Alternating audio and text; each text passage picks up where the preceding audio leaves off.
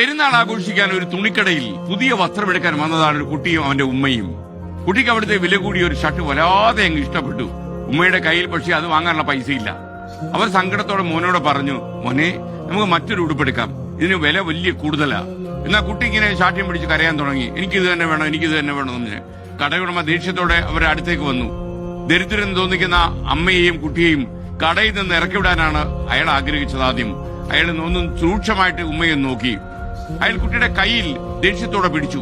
അപ്പോഴാണ് അയാൾ ഒരു കാര്യം മനസ്സിലാക്കിയത്. ആ കുട്ടിയുടെ 2 കൈകൾക്കും ജന്മന വൈകല്യം ഉണ്ടായിരുന്നു.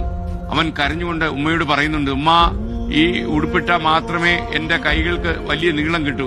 ഇതിട്ടാ എന്റെ ഈ കൈയുടെ കുഴപ്പം ആരും അറിയത്തില്ല, എന്നെ ആരും കളിയാക്കത്തുമില്ല. കടയുടമയുടെ നെഞ്ചിൽ വേദനയുടെ ഒരു കൊള്ളിയാൻ മിന്നി പറന്നു. അയാളുടെ കണ്ണറിയാൻ നനഞ്ഞുപോയി. അയാൾ ഉടനെ ആ കുപ്പായം ഭംഗിയായിട്ട് പാക്ക് ചെയ്ത് കുട്ടിയുടെ കൈ കൊടുത്തു. എന്തു പറഞ്ഞു, മോനെ, ഇതിന് പൈസയൊന്നും വേണ്ട.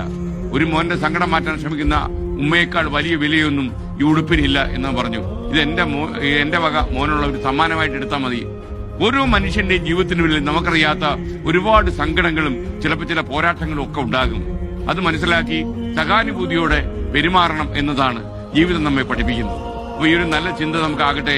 ഒരാളെ കാണുമ്പോൾ നമ്മൾ നേർക്കാഴ്ചയിൽ വിലയിരുത്തുന്നതിനപ്പുറം അയാളുടെ പിന്നിൽ വലിയൊരു സങ്കടക്കടൽ ചിലപ്പോൾ ഉണ്ടായെന്ന് വരും. ആ കടലിൽ മുങ്ങിത്തപ്പുക, അവന്റെ ദുഃഖത്തിന്റെ ആഴം മനസ്സിലാക്കുക, അതനുസരിച്ച് പെരുമാറുക. Download ShareChat.